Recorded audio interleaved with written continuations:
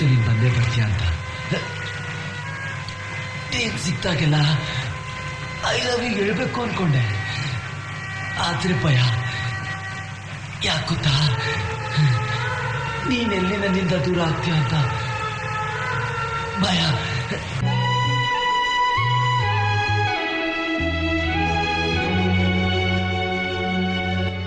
ಹೇಳು, ಒಂದೇ ಒಂದ್ಸಲ ಹೇಳು ಐ ಲವ್ ಯು ಅಂತ. ನಂಗೆ ಗೊತ್ತು ನೀನ್ ಹೇಳಲ್ಲ. ಯಾಕೆ ಗೊತ್ತಾ, ಕನಸು.